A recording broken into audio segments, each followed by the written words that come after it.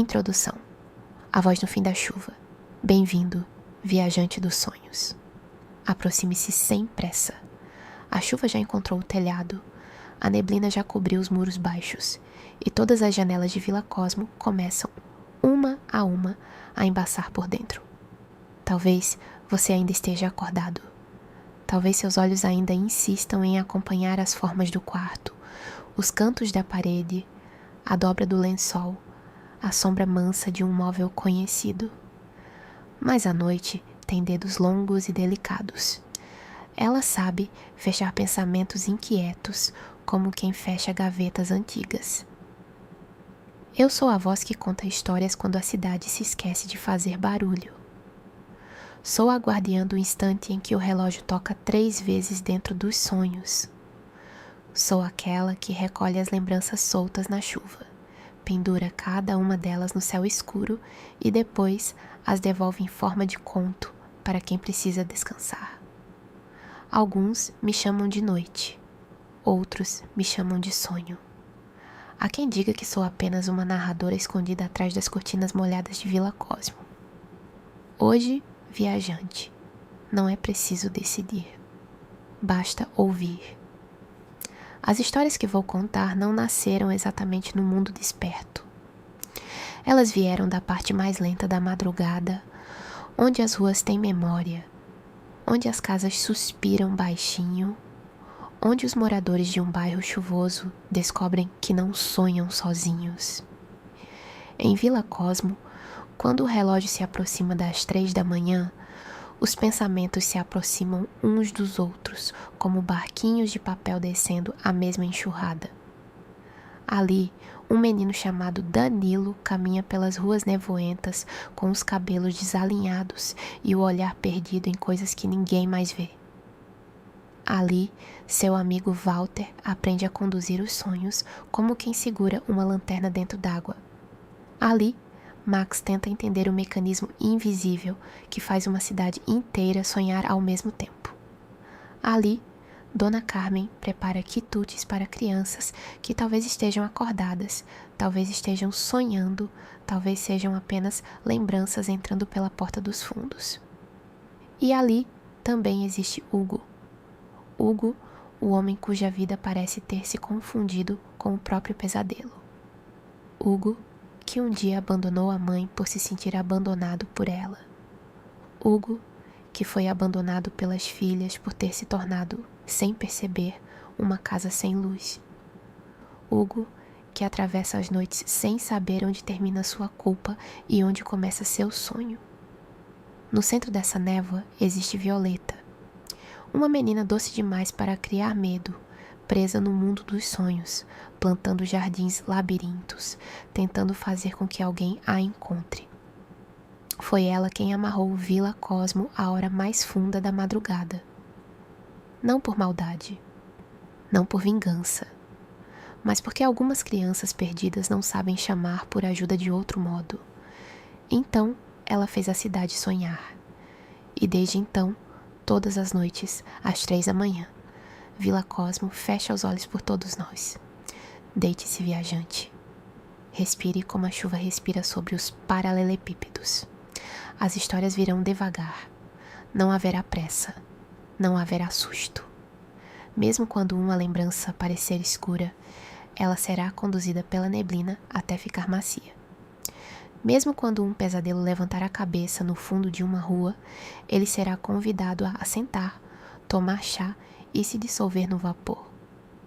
Porque esta noite não foi feita para correr. Esta noite foi feita para repousar. E se, em algum momento, você adormecer antes do fim, não se preocupe. As histórias sabem esperar. Elas se enrolam aos pés da cama como gatos de sombra, guardando o lugar exato em que sua consciência fechou os olhos.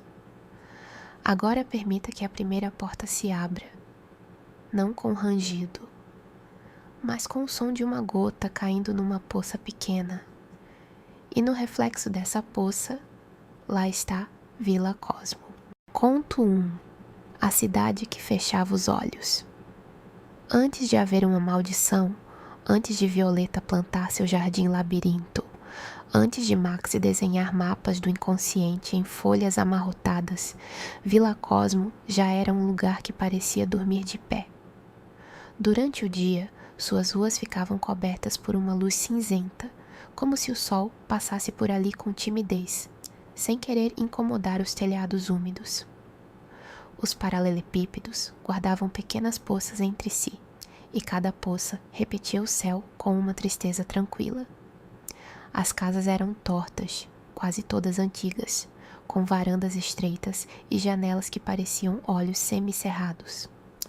Ninguém se perdia de verdade em Vila Cosmo, mas todos tinham a impressão de que estavam sempre prestes a se perder. Uma rua virava a outra, que voltava para uma praça, que dava num beco, que terminava perto de uma escada baixa, que levava a uma travessa sem nome, onde um gato cinza atravessava a neblina sem deixar pegadas. Era um bairro seguro, diziam os moradores. Seguro demais, talvez. Tão seguro que as aventuras precisavam acontecer do lado de dentro das pálpebras. De noite, quando as luzes amarelas dos postes acendiam, a cidade parecia encostar a cabeça no próprio ombro. O vento trazia cheiros de terra molhada, chá de erva doce, madeira antiga e roupas guardadas há muito tempo. Nas extremidades do bairro, onde as ruas de pedra viravam caminhos de terra e lama, a floresta cercava tudo como uma muralha escura. Mas não uma muralha hostil. Era mais como um cobertor grosso, cheio de folhas, fungos e segredos. Os moradores se recolhiam cedo, não porque tivessem medo, talvez porque a realidade ali fosse sempre um pouco repetida. A mesma chuva, as mesmas calçadas, os mesmos muros úmidos, os mesmos telhados inclinados, as mesmas conversas baixas na padaria, as mesmas xícaras de café ficando frias nas mesas. Depois de algum tempo, até os passos pareciam sonâmbulos. Por isso, quando dormiam, sonhavam com força. Sonhavam com mares impossíveis abrindo no meio da rua principal. Sonhavam com escadas que subiam para dentro das nuvens. Sonhavam com bicicletas que pedalavam sozinhas, com guarda-chuvas que floresciam, com peixes nadando no ar entre os fios de energia. Sonhavam com casas que mudavam de lugar durante a madrugada e voltavam ao amanhecer, fingindo que nada havia acontecido. Mas naquela época antiga, cada morador ainda sonhava sozinho. Dona Carmen sonhava com corredores de infância, sempre iluminados por lâmpadas que piscavam como vagalumes doentes. Às vezes, nesses sonhos, ela era menina. Às vezes era velha. Às vezes carregava uma bandeja de biscoitos que nunca chegava à mesa. E no fundo do corredor havia sempre uma porta pequena, muito pequena, por onde ela não conseguia passar. Hugo, ainda jovem, sonhava com a casa da mãe. A casa aparecia diferente em cada noite. Em algumas era feita de madeira escura, em outras de papelão grosso, dobrado em cantos impossíveis. Às vezes, as paredes tinham respiração. Às vezes, o teto chovia por dentro. Mas sempre havia uma cadeira vazia perto da janela. E sempre havia uma voz chamando seu nome de um cômodo onde ele não queria entrar. Hugo acordava cansado. Dizia a si mesmo que era apenas sonho. Mas em Vila Cosmo, o sonho nunca era apenas sonho. Era uma carta molhada, enviada por uma parte da alma que não sabia escrever direito. Danilo ainda era muito pequeno quando começou a perceber isso. Ele gostava da chuva mais do que as outras crianças gostavam de sol. Enquanto alguns reclamavam do céu fechado, Danilo ficava na janela vendo os pingos escorrerem pelo vidro como se cada um trouxesse uma mensagem. Quando caminhava pelas ruas com Walter, parecia ouvir coisas que o amigo não ouvia. O bairro está pensando, Danilo dizia. Walter, sempre mais prático, franzia a testa. Bairro não pensa. Danilo encolhia os ombros, sem discutir. Ele sabia que certas coisas ficam menores quando explicadas. Então, apenas continuava andando, arrastando os tênis pelas poças, olhando a neblina se mover entre as casas. A primeira vez que Vila Cosmo fechou os olhos de verdade, ninguém percebeu. Foi numa madrugada de chuva lenta. O relógio da praça marcou 3 horas, mas suas badaladas não tocaram no ar, tocaram por dentro. Cada morador escutou o som em algum lugar íntimo e profundo, como se um pequeno sino tivesse sido pendurado dentro do peito. Dona Carmen sonhava com sua porta pequena. Hugo sonhava com a cadeira vazia perto da janela. Danilo sonhava com uma praia deserta, coberta de neblina. Walter sonhava que segurava uma lanterna apagada. Max, que naquela noite dormira sobre uma mesa cheia de anotações, sonhava com engrenagens feitas de nuvens. Então algo aconteceu. Nada brusco, nada assustador. Apenas um leve deslocamento, como quando uma gota escorre pela folha e encontra outra gota. Os sonhos se tocaram. Na praia de Danilo apareceu uma porta pequena. No corredor de Dona Carmen ouviu-se o barulho distante do mar. Na casa de Hugo, uma lanterna apagada rolou pelo chão. No sonho de Walter, uma engrenagem de nuvem girou bem devagar. E Max, dormindo com a testa marcada por linhas de caderno, sorriu sem acordar. Vila Cosmo havia começado a sonhar junto, mas ainda não sabia disso. Na manhã seguinte, todos acordaram com uma sensação estranha, como se tivessem visitado o mesmo lugar por portas diferentes. Ninguém comentou muito. Em bairros pequenos, as pessoas guardam seus sonhos como guardam roupas íntimas no varal, com certo constrangimento, esperando que a chuva esconda tudo. Dona Carmen fez biscoitos e esqueceu de colocar açúcar. Hugo passou o dia olhando para uma lanterna que não possuía. Danilo desenhou uma menina na areia de um caderno, sem saber de onde ela vinha. Walter, ao encontrar Danilo na rua, perguntou apenas: "Você também ouviu o mar?" Danilo parou. A chuva desceu entre os dois. E por um instante, a cidade inteira pareceu prender a respiração. "Ouvi", respondeu Danilo. Nenhum dos dois disse mais nada. Caminharam lado a lado até a praça, chutando pedrinhas, permitindo que a água lavasse seus pensamentos. Acima deles, as nuvens se dobravam como cobertores pesados. Ao redor, as casas fingiam não escutar. Mas Vila Cosmo escutava. Vila Cosmo sempre escutou. E naquela noite, quando a hora funda voltou, a cidade fechou os olhos um pouco mais cedo. Os sonhos, ainda tímidos, voltaram a se aproximar. A praia de Danilo reapareceu. A porta pequena de Dona Carmen ficou menos fechada. A lanterna de Walter acendeu uma luz azulada. Hugo, em sua casa onírica, escutou pela primeira vez uma risada de menina vinda do andar de cima. Ele não subiu. Ainda não. Mas a risada ficou. Ficou como uma fita presa num galho. Ficou como perfume em roupa antiga. Ficou como promessa.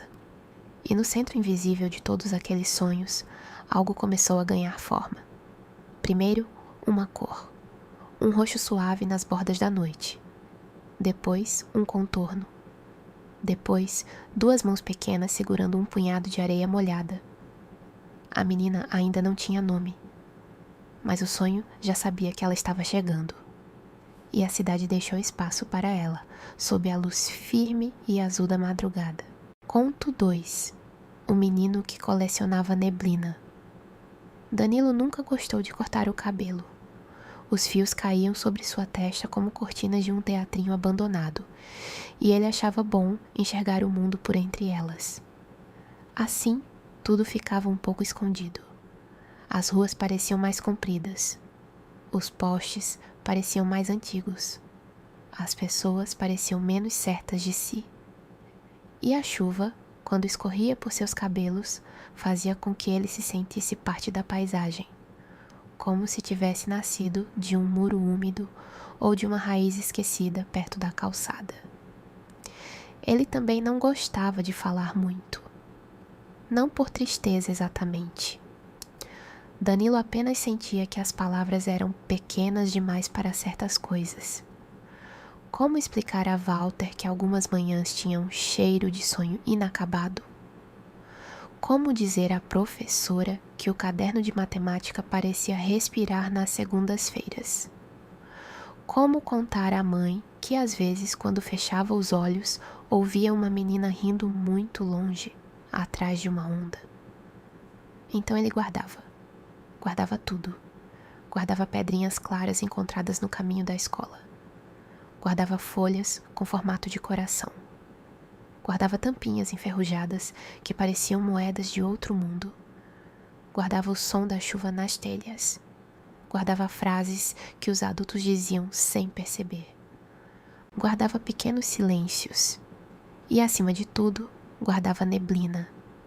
Não em potes, embora tivesse tentado uma vez.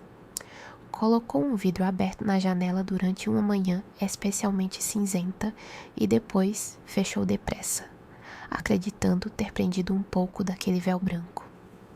Quando olhou de perto, havia apenas umidade no vidro. Ainda assim, escreveu numa etiqueta: neblina de terça-feira, depois do sonho do mar. Walter achou estranho, mas Walter achava muitas coisas estranhas antes de decidir que eram interessantes. Para que serve neblina guardada? Perguntou ele. Danilo pensou um pouco. Para lembrar que o mundo não precisa aparecer inteiro. Walter aceitou a resposta como quem aceita uma regra nova de brincadeira. A partir daquele dia, quando a neblina descia mais grossa sobre Vila Cosmo, os dois saíam para colecioná-la. Não levavam potes, levavam nomes. Neblina de muro, neblina de praça, neblina de cachorro dormindo, neblina de rua que acaba e continua, neblina de gente que sente saudade sem saber de quem. Nas brincadeiras, Danilo preferia imaginar lugares desertos, ilhas onde ninguém precisava explicar nada, cidades submersas onde as casas tinham janelas redondas, estações de trem que só recebiam passageiros sonolentos, praias vazias, sempre cobertas por um céu baixo. Foi numa dessas praias que Violeta apareceu pela primeira vez. Danilo sonhava. Sabia que sonhava, mas não como Walter saberia.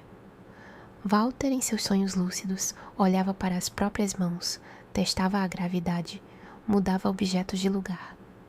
Danilo apenas sentia. Sentia que a areia era leve demais, que o mar respirava devagar demais, que as conchas sussurravam seu nome com vozes que vinham de dentro. A praia era imensa e deserta. Danilo gostou dela no começo. Caminhou pela beira d'água, deixou pegadas que se enchiam de espuma e encontrou uma pedra furada que parecia um olho. Mas depois de algum tempo, a solidão ficou grande demais. Não uma solidão triste, mas uma solidão espaçosa, como uma sala vazia onde a voz ecoa mais do que deveria. Ele sentou na areia e desenhou uma menina com o dedo. Não pensou muito. Desenhou cabelos, olhos, braços magros, um vestido simples. Depois, desenhou um sorriso torto, porque não sabia fazer sorrisos perfeitos. Ao lado dela, desenhou uma flor. Você podia brincar comigo, murmurou. A onda veio devagar. Danilo esperou que o desenho desaparecesse. Mas a água parou antes de tocá-lo. O mar inteiro pareceu suspender a respiração. A neblina da praia se moveu em círculos lentos e o desenho na areia começou a escurecer, como se a própria noite o preenchesse por dentro. Primeiro, a flor ganhou cor, um roxo discreto.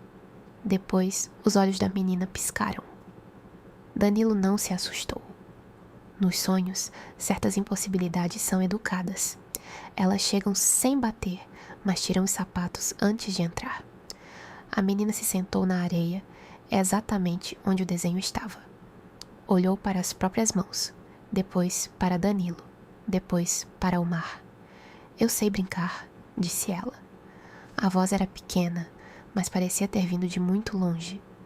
Danilo sorriu. Qual é o seu nome? A menina pensou. Olhou para a flor roxa ao lado do desenho que já não era desenho. Tocou a pétala com cuidado. Violeta, respondeu. E esse foi o primeiro nome dela. Durante muitas noites, Danilo voltou à praia. Violeta o esperava perto da mesma pedra furada. Às vezes, construíam castelos de areia que tinham corredores por dentro. Às vezes, recolhiam conchas e ouviam nelas sonhos de outras pessoas. Às vezes, tentavam assustar gaivotas imaginárias. Mas Violeta sempre ria antes da hora e estragava a tentativa. Ela gostava de fingir que era sombria. Dizia que um dia visitaria pesadelos, arrastando correntes feitas de algas secas. Danilo perguntava por quê, e ela respondia que pesadelos eram lugares onde as pessoas precisavam de companhia, mesmo quando fingiam que não. Mas você não dá medo, dizia Danilo. Dou sim, dizia Violeta, franzindo a testa. Então, fazia uma careta tão desajeitada que Danilo ria. Ela também ria. E o mar, que nos sonhos de Danilo tinha alguma paciência, vinha e apagava as pegadas sem pressa. O problema começou quando Danilo tentou acordar levando uma concha. Ele fechou a mão em torno dela no sonho. Sentiu as ranhuras, a umidade, o friozinho salgado. Pediu a si mesmo para lembrar. Pediu com força. Ao acordar, abriu a mão. Não havia concha, mas havia areia. Pouca, quase nada. 3 grãos presos na linha da palma. Danilo ficou imóvel na cama. O quarto estava escuro. A chuva batia na janela. O relógio marcava 3 e poucos minutos. Lá fora, Vila Cosmo parecia dormir. Mas os 3 grãos de areia brilhavam de leve, como se tivessem sido tocados pela lua.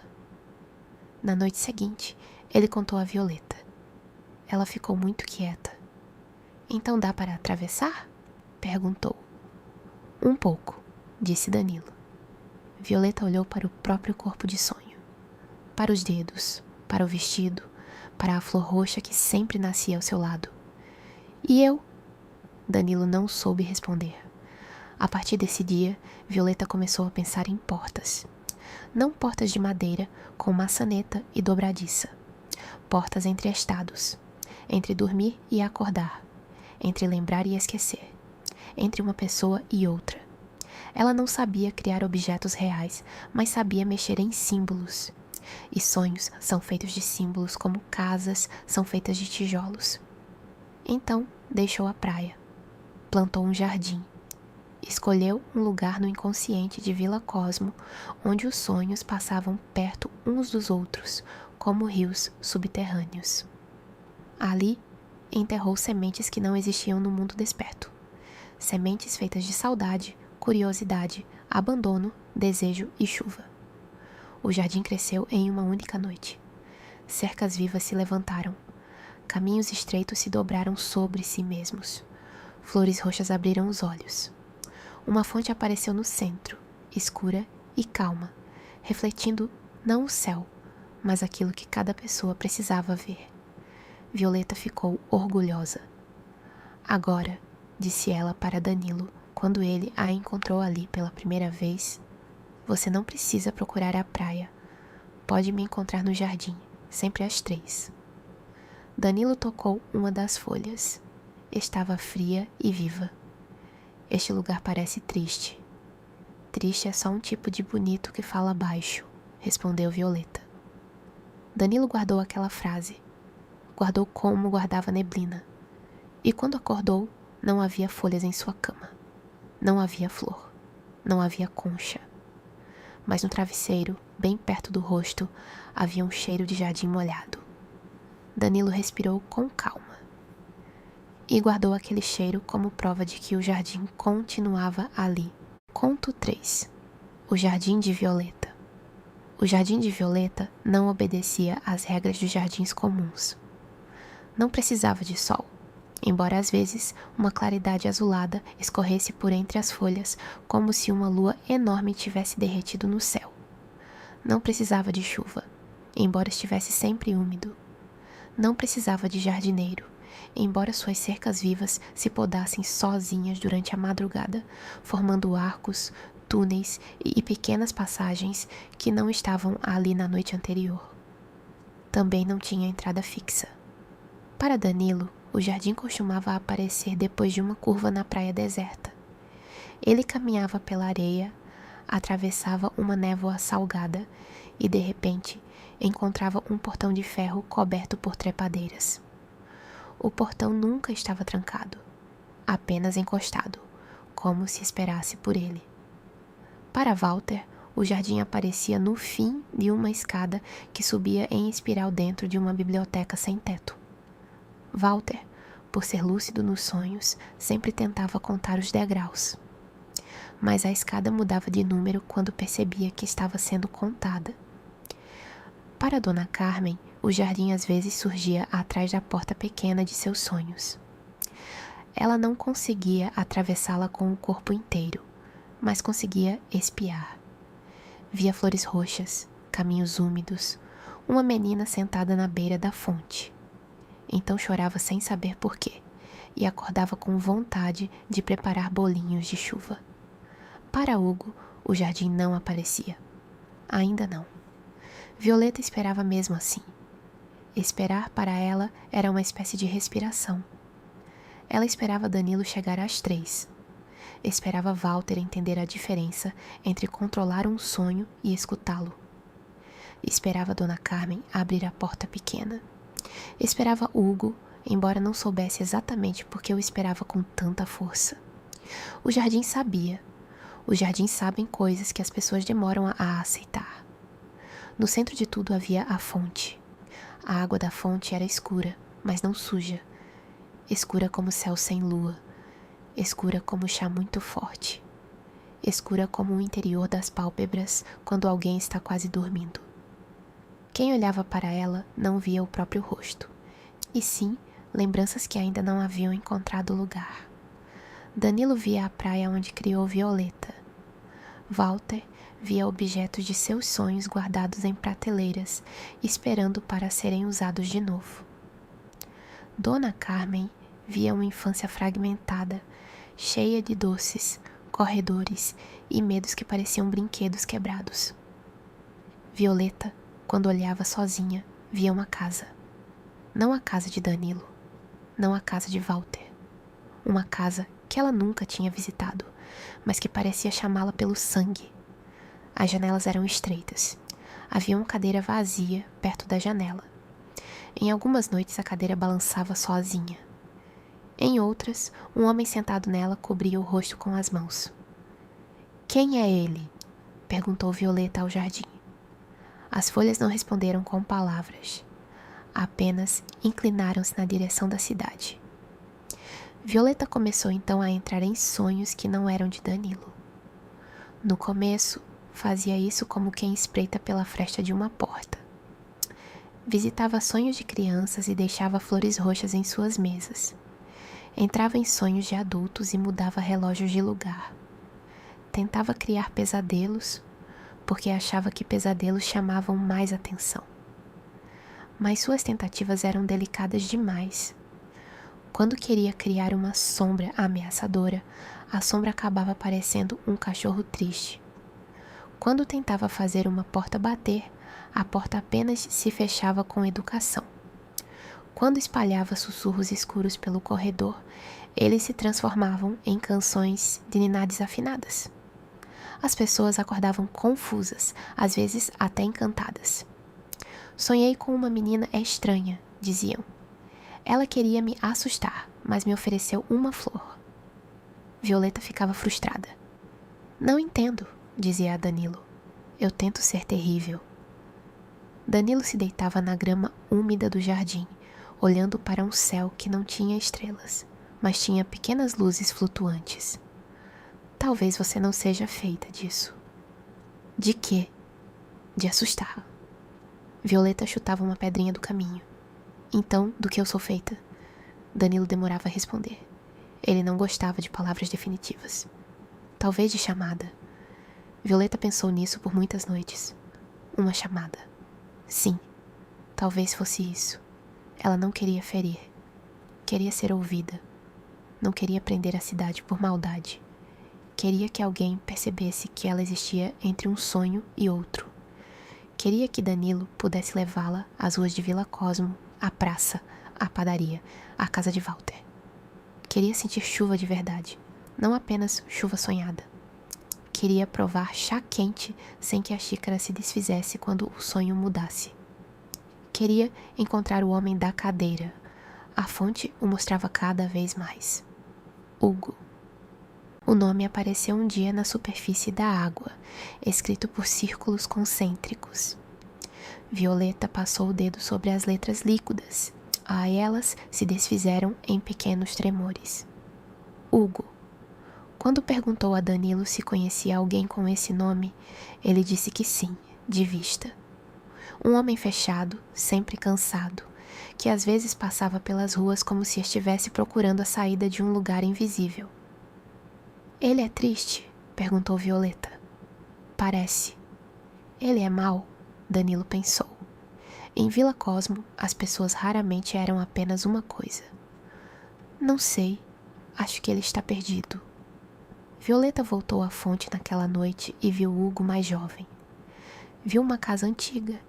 Viu Dona Carmen com olhos cansados, oferecendo um prato de doces que o menino Hugo recusava por medo de aceitar qualquer coisa. Viu o menino crescer em silêncio.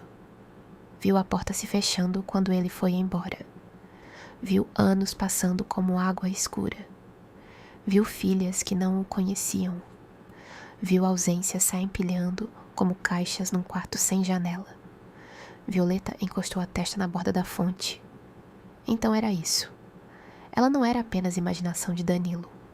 Ou talvez fosse, mas imaginação nunca nasce do nada. Danilo havia sonhado com uma amiga, sim. Mas o sonho usara matéria antiga. Usara a saudade espalhada pela cidade. Usara o abandono de Hugo, a dor de Dona Carmen, o vazio das filhas, o desejo de uma criança de nunca brincar sozinha. Violeta era uma menina criada por um sonho, mas alimentada por muitas perdas. E por isso a cidade inteira a reconhecia sem saber. Na noite em que entendeu isso, ela chorou. Mas suas lágrimas não caíram no chão. Viraram sementes. As sementes rolaram pelos caminhos do jardim, passaram por baixo das cercas vivas, atravessaram o portão, desceram pelas raízes do inconsciente e alcançaram os sonhos dos moradores de Vila Cosmo. Onde tocavam, abriam pequenas flores roxas. Cada flor era uma pergunta. Você se lembra de quem deixou para trás? Você se lembra de quem esperou por você? Você se lembra de si mesmo quando era pequeno? Os moradores sonharam com flores naquela noite. Muitos acordaram com o peito pesado, mas estranhamente calmo. Alguns escreveram cartas que nunca enviaram. Outros tiraram caixas antigas do armário. Uma mulher lavou uma xícara que pertencia à mãe. Um senhor sentou na varanda e pediu desculpas a um gato, sem saber exatamente pelo quê. Hugo acordou antes do amanhecer com o nome Violeta na boca. Não sabia quem era, mas o nome tinha o gosto de uma coisa esquecida. No jardim, Violeta sorriu triste. A cidade estava começando a ouvir, mas ainda não era suficiente. Então ela caminhou até a fonte, colocou as duas mãos na água escura e fez uma promessa. Às 3 da manhã, disse Violeta em tom calmo, vocês virão para perto de mim, todos vocês, até que alguém me encontre por inteiro. A água tremeu, as cercas vivas se curvaram, as flores fecharam as pétalas como olhos sonolentos. E Vila Cosmo, sem saber, recebeu a maldição mais suave e mais triste que uma cidade poderia receber. A partir daquela noite, ninguém sonharia completamente sozinho. Conto 4. Hugo e a cadeira perto da janela. Hugo não se lembrava do primeiro sonho que teve com a cadeira. Talvez ela sempre estivesse ali. Uma cadeira simples, de madeira escura, colocada perto de uma janela estreita. Do lado de fora, chovia. Sempre chovia. Às vezes a janela dava para a rua onde ele crescera. Às vezes dava para uma floresta que não existia em sua infância. Às vezes dava para o mar, embora Hugo nunca tivesse morado perto do mar. A cadeira ficava vazia, Isso era o que mais o incomodava. Se houvesse alguém sentado nela, talvez o sonho fizesse sentido. Se fosse Dona Carmen, ele poderia discutir, fugir, pedir silêncio, pedir explicações. Se fosse uma de suas filhas, ele poderia tentar reconhecê-la pelo olhar. Se fosse ele mesmo, mais velho ou mais novo, talvez conseguisse entender a piada triste que sua mente repetia. Mas não. A cadeira vazia parecia acusá-lo sem dizer nada. Hugo aprendeu cedo a desconfiar das coisas silenciosas. Quando era menino, a casa de Dona Carmen podia ser doce pela manhã e impossível à tarde. Havia dias em que ela acordava cantando, fazendo mingau, prendendo panos floridos nas janelas, chamando Hugo de meu passarinho. Em outros, caminhava pela casa com uma inquietação que não cabia nos cômodos. Mudava móveis de lugar. Procurava objetos que ninguém havia perdido. Sussurrava para cantos vazios. Chorava diante do fogão apagado.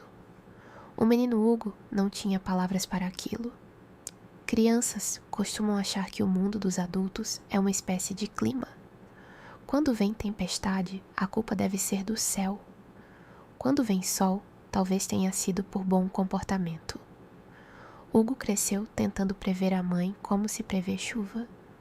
Pela cor da luz, pelo modo como ela respirava, pela velocidade dos passos no corredor. Ele a amava. Mas o amor, quando misturado ao medo e à incompreensão, às vezes vira uma casa cheia de portas fechadas. Quando ficou mais velho, Hugo saiu. Na memória dele, esse momento era sempre muito simples.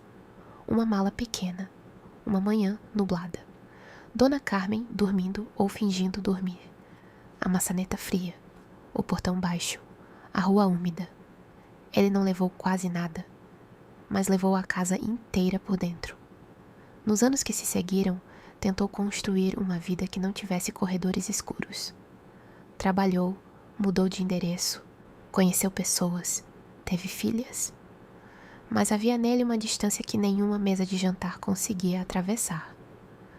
Quando uma criança chorava, ele endurecia. Quando alguém precisava dele, ele se recolhia.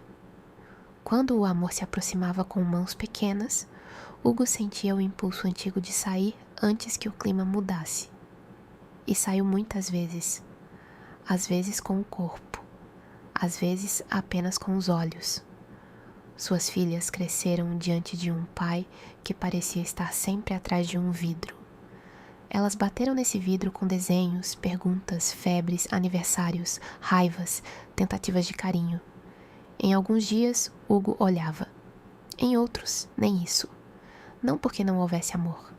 Havia. Mas o amor de Hugo era como uma carta escrita em tinta invisível.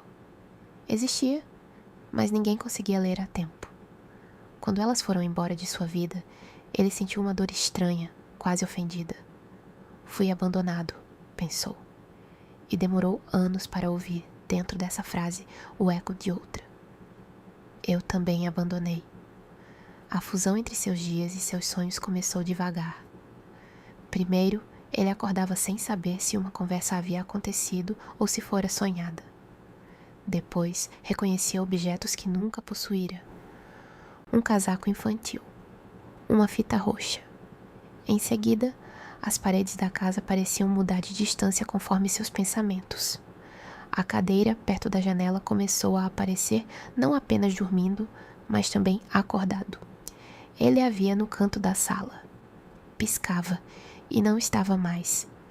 Via no reflexo da televisão desligada. Olhava diretamente e havia apenas o próprio rosto cansado. Hugo foi se tornando um homem com a fronteira interna borrada. O consciente e o inconsciente, cansados de viver separados, encostaram um no outro como duas casas geminadas dividindo rachaduras. Numa noite de chuva persistente, ele adormeceu na mesa da cozinha. A cadeira apareceu. Mas dessa vez não estava vazia. Uma menina sentava-se nela de lado, com os pés balançando. Usava um vestido simples e tinha uma flor roxa presa nos cabelos. Hugo sentiu que deveria conhecê-la. Sentiu também que não queria conhecê-la, porque certos reconhecimentos abrem portas que passam anos inchando no batente. Você demorou, disse a menina. Hugo não respondeu. A chuva na janela fazia desenhos longos. Quem é você? Perguntou ele por fim. A menina olhou para a própria flor como se consultasse uma lembrança. Violeta. O nome atravessou Hugo sem pressa. Não como faca, como raiz. Entrou por rachaduras antigas e encontrou água escura. Eu não conheço você. Eu sei. A menina não parecia brava. Isso era pior. Se estivesse brava, Hugo poderia se defender. Se chorasse, ele poderia fugir. Mas Violeta apenas o olhava com uma doçura cansada, como quem passou muito tempo esperando que alguém finalmente chegasse e quando chegou, não sabia mais qual pergunta fazer primeiro. Você é minha filha? A pergunta saiu antes que Hugo pudesse impedir. Violeta inclinou a cabeça. Sou filha de muitas coisas. A cozinha escureceu nas bordas. As paredes se afastaram. A janela se transformou no portão de um jardim. A cadeira lentamente afundou no chão como uma folha caindo na água. Hugo ficou de pé. Eu quero acordar. Também quero, disse Violeta. E havia tanta verdade naquela frase que Hugo não conseguiu se mover. Ela estendeu a mão. Não exigiu. Apenas ofereceu. Hugo olhou para os dedos pequenos. Lembrou-se de mãos que seguraram as dele quando suas filhas eram crianças. Lembrou-se de ter soltado muitas delas cedo demais. Lembrou-se de Dona Carmen segurando uma colher de pau, perguntando se ele queria provar a massa do bolo, e ele recusando por orgulho, medo ou confusão. Para onde? Perguntou. Para o jardim. Hugo respirou. No sonho, respirar era como beber neblina. E se eu não conseguir voltar? Violeta sorriu sem alegria. Você já está voltando há muito tempo. Então Hugo segurou a mão dela. O mundo não girou, não se quebrou. Não houve queda, apenas uma mudança lenta, como quando alguém troca um cobertor pesado por outro ainda mais quente. A cozinha dissolveu-se em chuva, a janela virou arco, o chão de madeira virou caminho de terra úmida. E Hugo entrou no jardim de Violeta pela primeira vez. As flores se fecharam quando ele passou, não por medo, mas por respeito ao silêncio que ele carregava. As cercas vivas abriram um corredor. A fonte, ao longe, refletia uma luz que não vinha de lugar nenhum. Hugo caminhou com passos pequenos. Tudo no jardim parecia conhecê-lo, e isso o deixava exausto. No centro, Violeta soltou sua mão e apontou para a água. Olhe. Hugo não queria olhar, mas os sonhos têm uma paciência terrível. Eles esperam até que a resistência se canse. Ele olhou. Na fonte, viu Dona Carmen jovem, sentada à mesa, sorrindo para um bebê. Viu a mesma mulher anos depois, perdida dentro da própria mente, tentando amar com mãos trêmulas. Viu o menino Hugo fechando o coração como quem fecha uma janela antes da tempestade. Viu o homem Hugo repetindo o gesto diante das filhas. Viu as meninas crescendo, aprendendo a não esperar. Viu Danilo numa praia deserta, desenhando uma amiga. Viu Violeta nascendo de uma mistura impossível. Imaginação, abandono e desejo de companhia. Hugo fechou os olhos. Eu não sabia. Violeta respondeu baixo. Eu sei. Eu não sabia como ficar. Eu sei. Eu achei que sair era sobreviver. Talvez fosse, disse Violeta. Mas depois você continuou saindo. A frase pousou entre eles como uma folha molhada. Hugo não se defendeu. Pela primeira vez em muito tempo, talvez em toda a sua vida, ficou. Ficou diante da fonte. Ficou com a menina. Ficou com as imagens. Ficou com o peso no peito sem tentar transformá-lo em raiva, sono ou esquecimento. Violeta sentou-se na borda da fonte. Hugo sentou-se ao lado. Não se abraçaram. Ainda não. Algumas pontes não suportam passos rápidos. Mas no jardim, uma flor roxa abriu perto do sapato de Hugo. Ele olhou para ela e sentiu algo que não era perdão, mas talvez fosse uma semente dele. Quando acordou, a cozinha estava clara de manhã cinzenta. A chuva continuava. Sobre a mesa havia uma marca de água em forma de flor. Hugo passou o dedo sobre ela. A marca desapareceu. Mas por algum motivo, ele não se sentiu completamente sozinho. Conto 5. A senhora da casa de papelão. Dona Carmen morava numa casa que as pessoas descreviam de maneiras diferentes. Alguns diziam que era uma casinha simples, de madeira antiga, com cortinas remendadas e cheiro de bolo. Outros juravam que parecia feita de papelão grosso, como se uma criança muito paciente tivesse montado tudo com caixas, fita adesiva e imaginação. Havia quem dissesse que a casa mudava conforme o humor da dona. Em dias doces, as paredes pareciam quentes. Em dias difíceis, as quinas ficavam mais afiadas, as janelas menores, o teto mais baixo. A própria Dona Carmen nunca confirmava nada. Quando perguntavam, apenas sorria e oferecia chá. O chá de Dona Carmen tinha um perfume que fazia as pessoas se lembrarem de coisas que não viveram. Uma xícara podia trazer a sensação de uma avó penteando cabelos. Outra, o som de uma feira numa manhã antiga.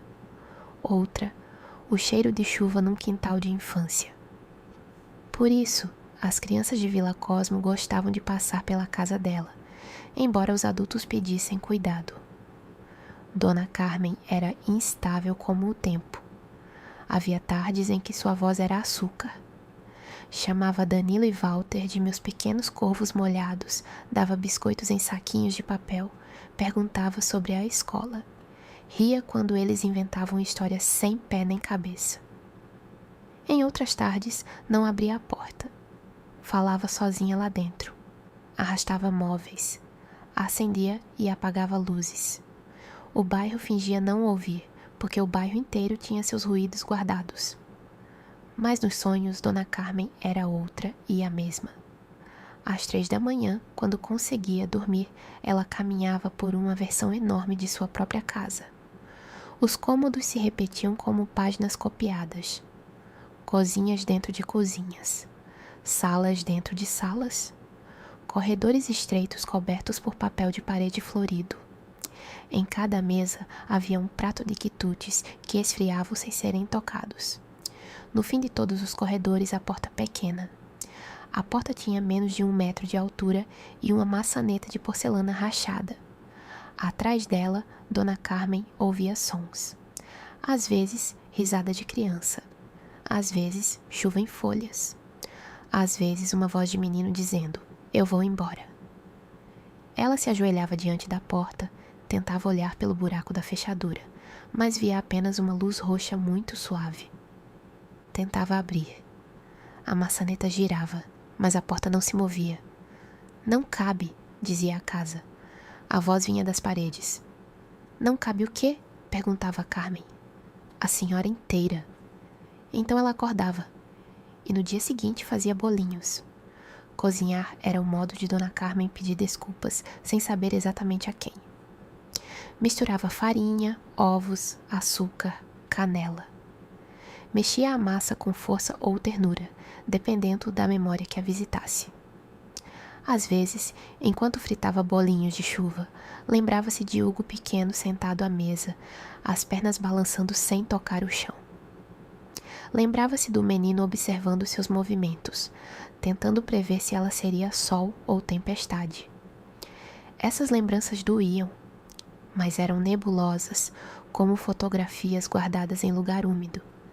Ela não sabia onde terminava o que fez, o que sofreu, o que imaginou, o que esqueceu. Sua mente era uma casa com muitos cômodos e nem todos tinham janela. Numa madrugada, o sonho mudou. Dona Carmen caminhou pelos corredores de sempre, mas os pratos sobre as mesas estavam cobertos por pequenas flores roxas. O papel de parede parecia respirar. A porta pequena, no fim do corredor, estava entreaberta. Ela se aproximou devagar. Ajoelhou-se. Desta vez, conseguiu passar a mão pela abertura. Do outro lado, dedos pequenos tocaram os seus. Quem está aí? Perguntou Carmen em tom calmo. Eu, respondeu Violeta. Eu quem? A menina pensou. No mundo dos sonhos, nomes são importantes, mas nem sempre suficientes. Uma neta que não chegou pela porta da frente. Dona Carmen ficou imóvel. A palavra neta abriu nela uma gaveta antiga. Dentro havia sapatinhos que nunca viu, desenhos que nunca recebeu, aniversários que passaram longe, meninas que cresceram sem chamar por ela. Havia também Hugo, seu menino, fugindo da casa com uma mala pequena. Ela quis dizer que não foi culpa dela. Quis dizer que estava doente. Quis dizer que tentou. Quis dizer 1000 coisas, mas a voz ficou presa atrás dos dentes. Violeta, do outro lado da porta, não puxou. Apenas segurou seus dedos. A porta continuava pequena. Eu não consigo entrar, disse Carmen. Consegue um pedaço. Que pedaço? O que ainda sabe pedir carinho. Dona Carmen riu e chorou ao mesmo tempo. Mas no sonho, isso saiu como vento, passando por garrafas vazias. Então, devagar, encostou a testa no chão e fechou os olhos. O corpo dela permaneceu grande demais para a porta, mas uma parte pequena, quase transparente, a atravessou. Do outro lado havia o jardim. Carmen viu as cercas vivas, as flores roxas, a fonte escura. Viu Violeta sentada à sua frente, muito séria, como se estivesse recebendo uma visita importante. Você mora aqui? Perguntou Carmen. Espero aqui. Por quem? Violeta olhou para a fonte. Por todos que foram embora. Dona Carmen sentou-se na grama úmida. Suas mãos de sonho pareciam mãos jovens e velhas ao mesmo tempo. Tocou uma flor com cuidado. Eu fiz Hugo ir embora? Violeta não respondeu depressa. Algumas verdades, quando ditas sem maciez, viram pedra. Ele foi porque não sabia ficar, mas aprendeu isso em casa. Carmen fechou os olhos. A frase não era uma acusação simples, era uma linha costurando gerações. Ela sentiu o peso, mas também sentiu a linha. E onde existe linha, talvez exista costura. Eu queria ter sido melhor, disse. Talvez ainda possa ser um sonho melhor. Só um sonho? Violeta sorriu.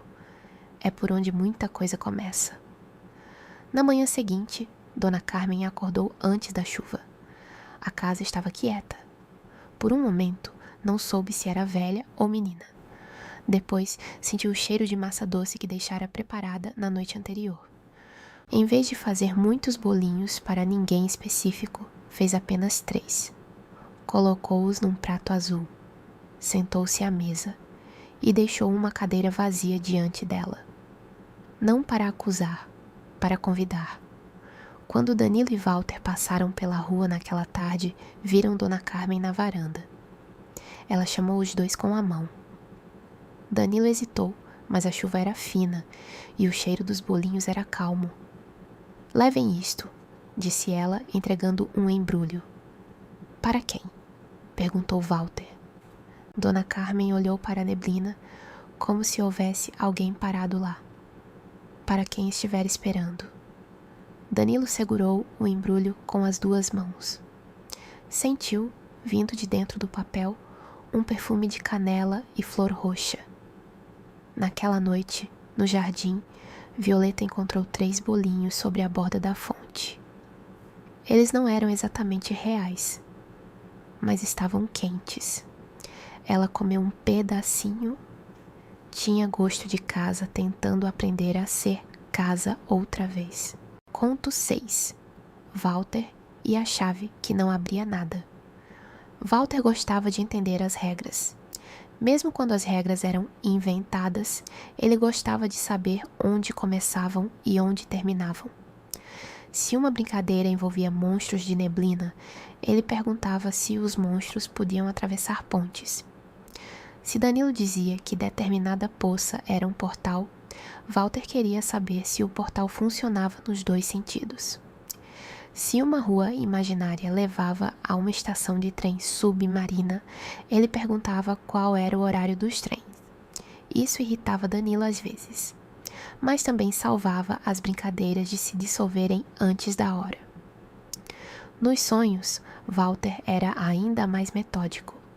Aprendera sozinho, sem saber que havia nome para isso, a perceber quando estava sonhando. Olhava para as mãos, lia placas 2 vezes, pulava para testar se caía devagar. Quando tinha certeza, organizava o sonho como quem arruma uma mochila antes de uma aventura. Guardava objetos para noites futuras. Uma lanterna azul que iluminava pensamentos escondidos. Um taco de beisebol que nos sonhos não servia para machucar ninguém, mas para bater de leve no chão e chamar portas secretas. Um relógio sem ponteiros, usado para parar cenas que ficavam rápidas demais. Um apito que não fazia som, mas espalhava calma. Walter mantinha tudo em um galpão onírico atrás de sua casa. Ao menos, era assim que chamava. O galpão não existia no mundo desperto. Nos sonhos, porém, ficava sempre no mesmo lugar, com prateleiras tortas, caixas etiquetadas e uma janela que dava para o céu debaixo da terra. Quando a maldição de Violeta se espalhou por Vila Cosmo, Walter foi um dos primeiros a perceber que seus sonhos não obedeciam mais só a ele. Numa madrugada, entrou no galpão e encontrou uma chave sobre a mesa. Não era dele. A chave era comprida, escura, com a cabeça em forma de flor roxa. Tinha uma etiqueta presa por barbante. Na etiqueta, escrito com letra inclinada, lia-se: "Para a porta que ainda não sabe que é porta." Walter franziu a testa. "Isso é muito Danilo", disse Walter em tom pensativo. Mas sabia que não era Danilo. Levou a chave consigo. Testou-a na porta do galpão. Não serviu. Na porta da cozinha de sua casa sonhada. Não serviu. Na porta de uma escola flutuante que apareceu no meio da rua. Não serviu. Num baú encontrado dentro de uma nuvem. Não serviu. Walter começou a ficar impaciente. Nos sonhos, sua impaciência fazia o chão ranger como madeira molhada. Então Danilo apareceu, saindo de trás de um poste. "Você também está aqui?" perguntou Walter. "Estou quase sempre aqui", respondeu Danilo. Essa resposta não ajudou. Walter mostrou a chave. "Sabe o que é?" Danilo tocou a flor roxa com a ponta do dedo. "Parece coisa da Violeta." "Abre o quê?" "Talvez não abra. Talvez escute." Walter suspirou. Sonhos com Danilo eram difíceis porque as respostas vinham cobertas de musgo. Juntos, seguiram pela rua principal de Vila Cosmo, sonhada. A cidade estava diferente. As casas tinham telhados mais altos. As janelas estavam acesas por dentro, mas não havia ninguém olhando. A chuva caía para cima em alguns becos e para os lados em outros. Ainda assim, tudo era calmo, como se a própria estranheza estivesse com sono. Chegaram à praça. No centro, onde no mundo desperto havia um relógio antigo, crescia uma árvore baixa, cheia de chaves penduradas nos galhos. Cada chave tinha formato diferente. Algumas eram de vidro, outras de osso de pêssego, outras de papel dobrado. Quando o vento passava, elas tilintavam baixinho, produzindo uma música parecida com colher mexendo chá. Violeta estava sentada em um banco, tentando parecer sombria com uma capa feita de sombra. A capa escorregava de seu ombro o tempo todo. "Você deixou isso no meu galpão?" perguntou Walter. "Talvez." "Ela não abre nada." "Então você já descobriu a primeira parte." Walter apertou os olhos. Violeta sorriu, mas não de deboche. Mais como quem convida alguém a uma brincadeira lenta. "A chave não abre portas", disse ela. "Ela descobre onde as portas estão escondidas." "Qual é a diferença?" Danilo respondeu antes dela. "Tem porta que parece pessoa." Violeta assentiu. "E pessoa que parece parede." Walter olhou para os dois desconfiado. Mas no sonho, a chave começou a esquentar em sua mão. Não queimava, apenas pulsava como um passarinho dormindo. Para onde ela quer ir? A chave apontou, não com a ponta, com a sensação. Os três caminharam para as extremidades de Vila Cosmo, onde as ruas de paralelepípedos viravam caminhos de lama. A floresta sonhada se erguia adiante, densa e úmida. Entre as árvores havia uma casa, a casa de Hugo, ou uma das versões dela. Walter não gostou. Não quero entrar no sonho dele. Nem ele quer, disse Violeta. Por isso é difícil. A porta da casa não tinha fechadura. Walter levantou a chave. Nada aconteceu. Eu disse. Escute, falou Danilo. Walter fechou a mão em torno da chave e tentou pela primeira vez não usá-la como ferramenta. Tentou sentir. A chave pulsou. A casa respondeu com um rangido distante. Não um som de madeira, mas de lembrança se mexendo.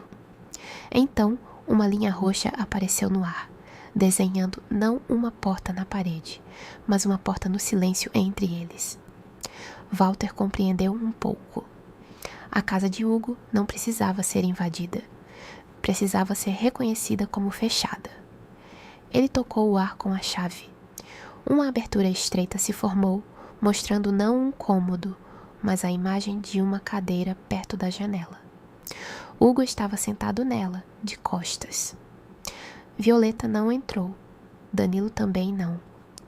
Walter, que sempre quis conduzir sonhos, entendeu que havia sonhos onde conduzir era desrespeito. Então fez algo muito simples. Colocou a chave no chão diante da abertura. Para quando ele quiser, disse. A abertura se fechou. A casa ficou quieta. Violeta olhou para Walter com surpresa. Você não tentou resolver. Walter encolheu os ombros. Talvez essa seja uma regra nova. Na manhã seguinte, Walter acordou com a sensação de que havia aprendido uma coisa difícil de explicar. Durante o café, olhou para a chave comum de porta de sua casa e pensou em todos os lugares que não se abrem com força. Na noite seguinte, em seu galpão onírico, encontrou a chave de flor roxa pendurada na parede. A etiqueta havia mudado. Agora dizia: para lembrar que nem toda porta precisa ser aberta por você. Walter sorriu. Guardou a chave com cuidado. E do lado de fora do sonho, em alguma parte de Vila Cosmo, Hugo passou diante de uma porta que sempre evitava. Parou por um instante. Não abriu, mas também não fugiu. Às vezes, o primeiro gesto de cura é apenas permanecer no corredor.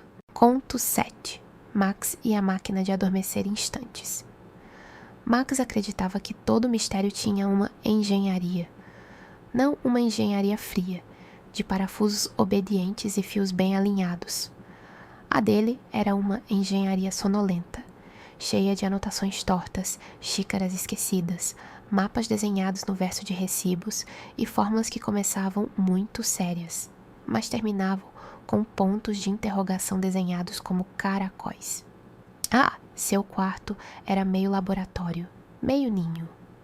Havia frascos vazios na janela, relógios desmontados sobre a mesa, cadernos empilhados no chão, cobertores emaranhados e pequenos desenhos de olhos fechados colados na parede. Max dormia pouco, não por falta de sono, mas por excesso de perguntas. Por que os moradores de Vila Cosmo acordavam tantas vezes perto das 3? Por que relatavam símbolos parecidos? Por que Danilo falava de uma menina que outras pessoas também começavam a ver? Por que certas flores roxas apareciam em sonhos de moradores que nunca tinham se encontrado? Max não chamava aquilo de maldição no começo.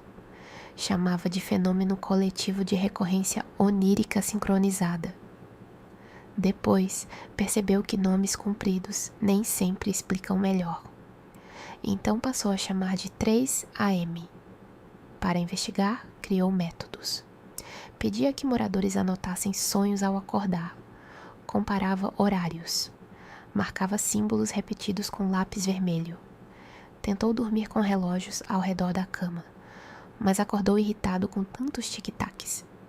Tentou gravar a própria fala durante o sono, mas a gravação captou apenas chuva e, em certo momento, algo que parecia uma menina rindo bem longe. Max ouviu esse trecho muitas vezes. Não sentiu medo. Sentiu convite. Foi nessa época que começou a desenvolver sua pílula secreta. Uma fórmula capaz de empurrar a mente para o sonho quase imediatamente. Ele a imaginava como uma chave química para atravessar o limiar do sono. Porém, os testes iniciais lhe ensinaram que atalhos para o inconsciente cobram pedágio. Não era uma aventura segura. Os sonhos vinham intensos demais, misturados demais, difíceis demais de deixar para trás ao acordar. Max percebeu que a pressa, mesmo quando nasce da curiosidade, pode bagunçar portas delicadas.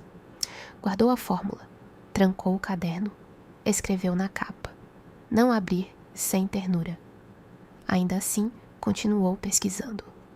Certa noite, sem tomar nada, adormeceu de cansaço sobre a mesa. Acordou dentro de seu laboratório sonhado. Tudo estava mais alto. Os frascos pareciam torres de vidro. Os relógios flutuavam perto do teto, todos marcando 3 horas, mas cada um com uma espécie diferente de silêncio. A chuva batia na janela de dentro para fora. Sobre a mesa havia uma máquina que Max não havia construído. Era pequena, feita de madeira, metal escuro e musgo. Tinha um funil, uma manivela e uma gavetinha. Na lateral, uma plaquinha dizia: máquina de adormecer em instantes. Max aproximou-se fascinado. A gavetinha se abriu sozinha. Dentro havia um instante. Não se parecia com nada que coubesse no mundo desperto. Era uma pequena esfera de luz cinzenta, quase transparente. Max a pegou com cuidado e viu dentro dela uma cena. Hugo parado diante de uma porta. Violeta esperando do outro lado. Danilo segurando o fôlego. Walter deixando uma chave no chão. A cena não se movia. Estava adormecida. Interessante, murmurou Max. É perigoso mexer em instantes acordados, disse uma voz. Violeta estava sentada sobre uma pilha de cadernos, balançando os pés. Max quase deixou a esfera cair, mas o sonho fez com que ela flutuasse antes de tocar o chão. Você é a variável roxa, disse ele. Prefiro Violeta. Você causou a sincronização? Violeta franziu a testa. Eu fiz a cidade sonhar junto. Por quê? Porque sozinha ninguém escutava. Max abriu a boca para fazer outra pergunta, mas a máquina soltou um suspiro de vapor azulado. A manivela girou uma vez.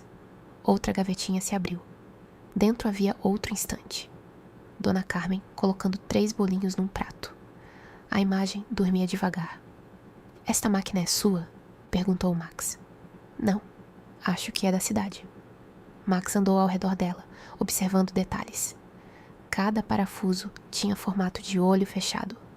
O musgo crescia, seguindo padrões parecidos com mapas de ruas. O funil cheirava a chá. Para que serve? Violeta escorregou da pilha de cadernos e ficou ao lado dele.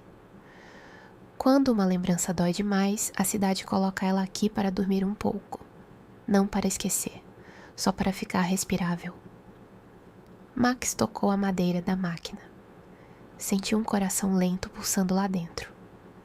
Então a maldição também protege? Violeta olhou para a janela, onde a chuva continuava caindo ao contrário. Eu não sabia fazer direito, só queria juntar todos. Mas talvez a cidade tenha tentado transformar meu chamado em cobertor. Max anotou isso num caderno que apareceu em sua mão. Chamado transformado em cobertor. Fenômeno não hostil. Tristeza compartilhada diminui densidade individual. Ele parou. Percebeu que estava estragando a frase. Conto 8. A rua que levava ao mesmo lugar. Havia em Vila Cosmo uma rua que ninguém sabia nomear. Ela aparecia nos mapas como uma linha curta entre duas travessas, mas quem caminhava por ela tinha a impressão de atravessar um pensamento comprido. Durante o dia, era apenas uma rua estreita, com muros cobertos de musgo e uma fileira de postes antigos. À noite, porém, especialmente perto das 3, parecia se alongar. Danilo a chamava de Rua do Quase, quase praça, quase beco, quase caminho para casa. Walter achava o nome impreciso, mas acabou usando também. Numa madrugada, quando a maldição de Violeta já havia unido os sonhos da cidade, essa rua apareceu no sonho de todos ao mesmo tempo. Não como cenário principal, mas como uma passagem. Uma rua que cada sonhador precisava atravessar para chegar aonde pensava ir. Dona Carmen atravessou carregando um prato de bolinhos. Max atravessou com um caderno de capa molhada. Walter atravessou segurando a chave de flor roxa. Danilo atravessou com as mãos nos bolsos, olhando a neblina. Hugo atravessou devagar, como se cada pedra do chão conhecesse seu peso. Nenhum deles se viu no começo. A rua tinha esse costume. Mostrava as pessoas apenas quando estavam prontas para serem vistas. Nas janelas das casas, cortinas se moviam sem vento. As poças refletiam cenas diferentes. Uma praia, uma cozinha, uma floresta, uma cadeira, uma fonte. No fim da rua, havia sempre uma curva.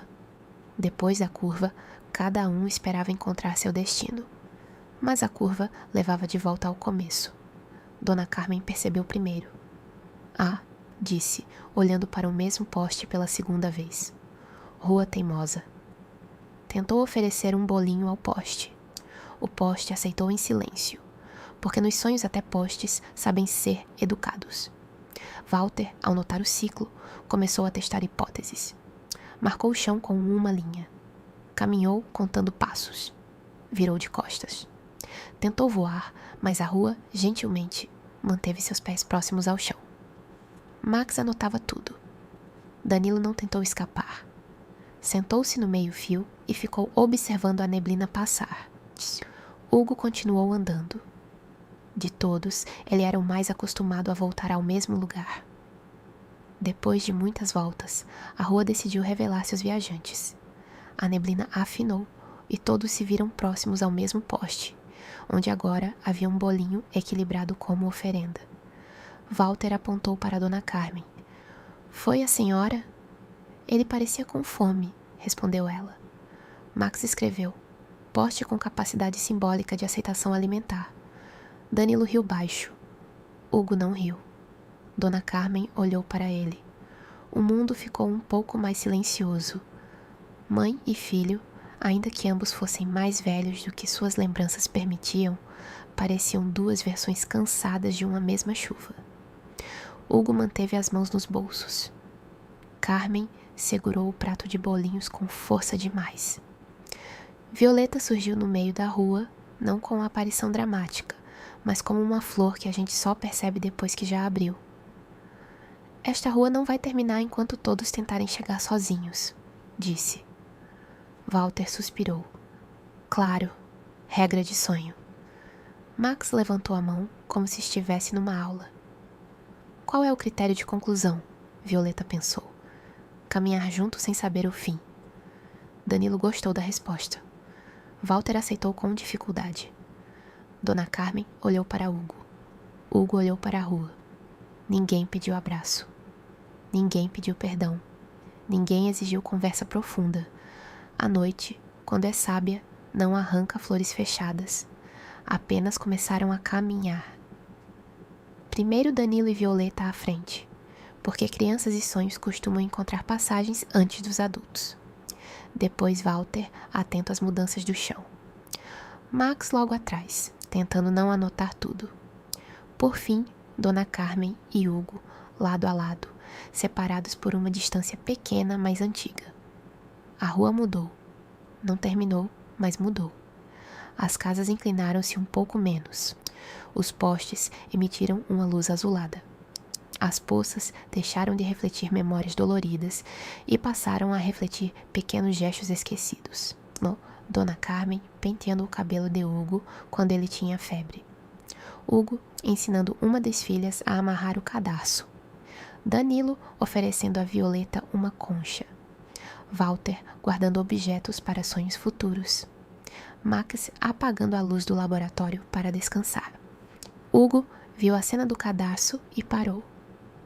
Não lembrava dela, ou talvez lembrasse, mas havia guardado em lugar tão fundo que a imagem perdera o caminho de volta. A filha era pequena, ria porque o laço ficava torto. Hugo, mais jovem, ria também. Um riso breve, quase tímido, mas real. Ele tocou o reflexo na poça e a água tremeu. Eu tive momentos bons? Perguntou, sem perceber que falava alto. Dona Carmen respondeu. Teve. Hugo olhou para ela.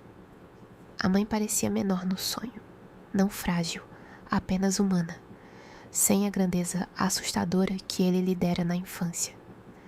Eu não lembro de muitos. Eu também não, disse Carmen. Mas talvez eles lembrem da gente. Violeta observou os dois.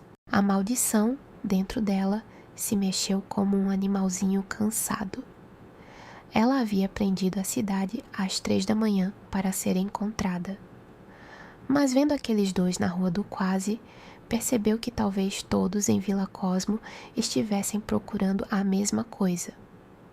Uma versão de si que não tivesse sido deixada para trás. A curva apareceu novamente. Desta vez, quando passaram por ela juntos, não voltaram ao começo. Chegaram a uma ponte. A ponte era feita de paralelepípedos molhados, estreita, baixa, atravessando um riacho de água escura. Do outro lado, viam-se as primeiras cercas do jardim de Violeta. Ninguém atravessou imediatamente. A ponte parecia pedir silêncio. Então ficaram ali por um tempo, ouvindo o riacho. Cada um com sua própria lembrança. Cada um com seu próprio cansaço. Mas juntos. E isso bastou para a rua descansar. Quando acordaram naquela manhã, vários moradores de Vila Cosmo comentaram uma sensação estranha. A cidade parecia um pouco mais curta. Não menos misteriosa, não menos chuvosa, mas menos impossível. Na rua do Quase, no mundo desperto, alguém encontrou um bolinho intacto sobre a base de um poste. Ninguém soube explicar. Dona Carmen, passando por ali, recolheu o bolinho, partiu ao meio e deixou metade no mesmo lugar. Para a volta, disse Dona Carmen em tom sereno, e seguiu caminhando. Conto 9. A flor do quase perdão. A flor nasceu no jardim sem pedir licença. Não era como as outras violetas. As flores comuns do jardim tinham roxo profundo, pétalas aveludadas, um brilho suave que parecia guardar pedaços da madrugada. A nova flor era pequena, torta, de uma cor indefinida entre bordô, cinza e lilás. Suas pétalas não se abriam completamente. Pareciam hesitar. Violeta a encontrou perto da fonte. Ajoelhou-se diante dela. Quem é você? A flor, como muitas coisas importantes, não respondeu. Danilo chegou logo depois, atravessando o portão com os sapatos cobertos de areia sonhada. Olhou para a flor e sentou-se ao lado de Violeta. Parece tímida. Parece incompleta, disse Violeta. Talvez seja uma coisa que ainda está virando. Walter, quando viu, quis classificá-la. Max quis estudá-la. Dona Carmen quis colocá-la num vasinho. Hugo não quis olhar por muito tempo. Isso bastou para todos entenderem que a flor tinha relação com ele. A fonte começou a mostrá-la em sonhos repetidos. Hugo menino passando pelo corredor. Hugo jovem saindo de casa. Hugo adulto olhando para uma cadeira vazia. Hugo diante de Violeta. Hugo ao lado de Dona Carmen na rua do Quase. A flor crescia 1 milímetro a cada memória encarada sem fuga, mas não desabrochava. É uma flor de perdão? Perguntou Danilo. Violeta tocou a terra ao redor dela. Não, ainda não. Então é o quê?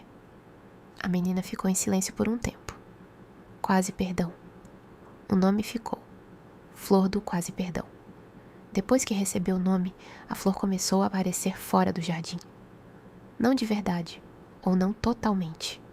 Surgia desenhada no vapor das janelas, no formato de manchas de chuva sobre o chão, em marcas de xícara nas mesas, em páginas de caderno que Max jurava ter deixado em branco. Hugo via a flor com frequência. Isso o irritava. Não uma irritação barulhenta, uma irritação cansada, funda, como quem descobre que a própria sombra aprendeu a escrever recados. Ele via a flor no reflexo do espelho embaçado e virava o rosto. Via na espuma do café e mexia a colher até desfazer. Via numa poça e pisava ao lado, nunca em cima. A flor não insistia, apenas aparecia. Violeta no jardim também não insistia. Aprendera com Walter que nem toda porta precisa ser aberta por outra pessoa. Aprendera com Max que até a ajuda pode bater forte demais. Aprendera com Danilo que uma coisa pode ser triste e bonita ao mesmo tempo. Então esperava. Numa noite especialmente fria, Hugo não conseguiu dormir. Sentou-se na cozinha, ouvindo a chuva. A casa estava escura, exceto por uma luz fraca sobre a mesa. Diante dele havia uma folha de papel. Ele havia tentado escrever uma carta. Não sabia para quem. Para Dona Carmen? Para as filhas? Para Violeta? Para o menino que foi? Para todos? Para ninguém? Escrevera apenas: eu não sabia como ficar. Depois parou. A frase parecia pequena demais e grande demais ao mesmo tempo. O sono chegou sem aviso. Hugo acordou no jardim, sentado diante da fonte. Violeta estava do outro lado, abraçando os joelhos. Entre eles, a flor do quase perdão balançava suavemente, embora não houvesse vento. Eu escrevi uma carta, disse Hugo. Eu vi. Não terminei. Eu sei. Hugo olhou para a flor. Ela está esperando eu pedir perdão? Violeta pensou com cuidado. Acho que ela está esperando você entender que pedir perdão não compra o fim da dor. Hugo engoliu em seco. A fonte refletiu suas filhas. Não como crianças apenas, mas em idades diferentes, distantes, vivendo vidas que ele não acompanhou. Uma delas fechando uma porta. Outra apagando uma vela de aniversário. Outra olhando para o telefone e decidindo não ligar. As imagens eram suaves, sem acusação teatral, e justamente por isso doíam de um jeito limpo. Se eu pedir, talvez elas não queiram ouvir. Talvez. Se eu tentar voltar, talvez seja tarde. Talvez. Então para que serve? Violeta olhou para a flor. Para você parar de fazer a dor delas trabalhar sozinha. Hugo fechou os olhos. Essa frase não cabia nele de uma vez. Precisou entrar devagar, como chuva em terra seca. Dona Carmen apareceu no caminho do jardim, segurando uma chaleira. Não perguntou se podia entrar. O jardim já a conhecia. Sentou-se perto, mantendo uma distância cuidadosa.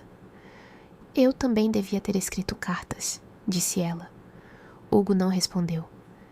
Na minha cabeça, continuou Carmen. Eu expliquei tudo muitas vezes.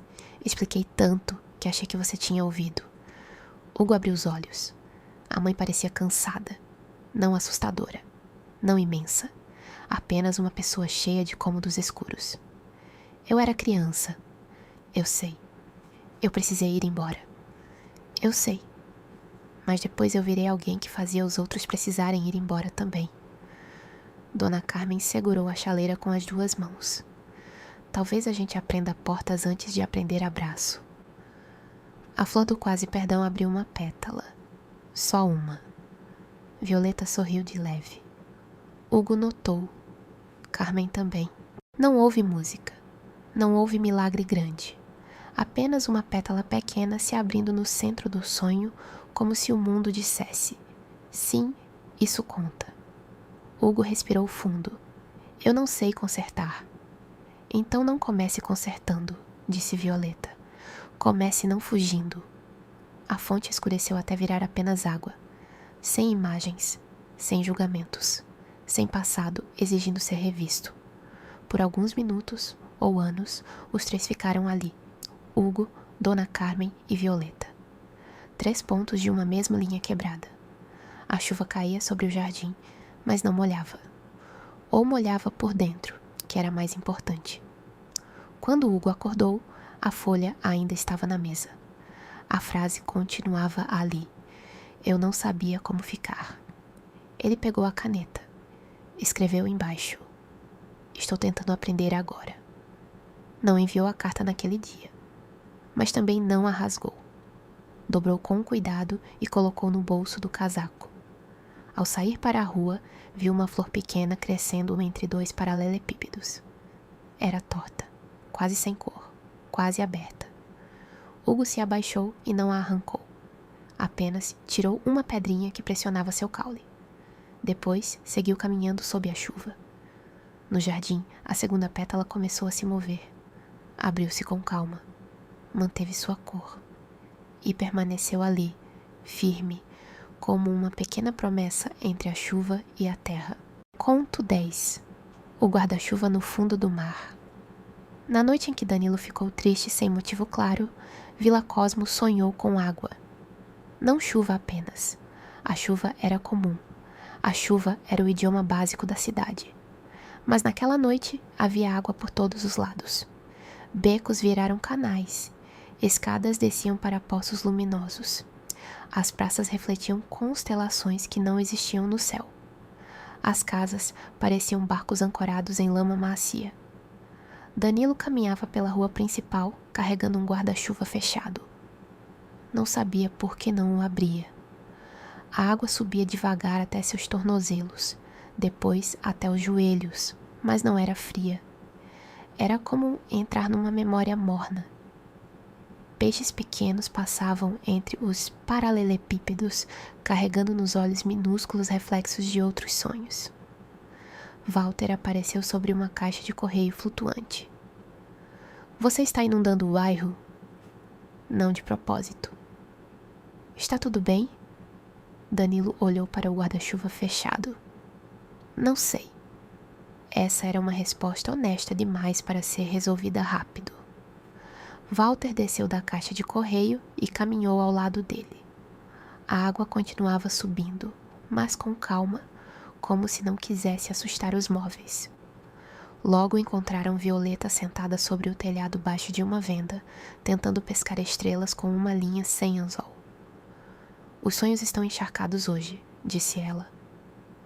Culpa dele, falou Walter apontando para Danilo. Não é culpa, corrigiu Violeta.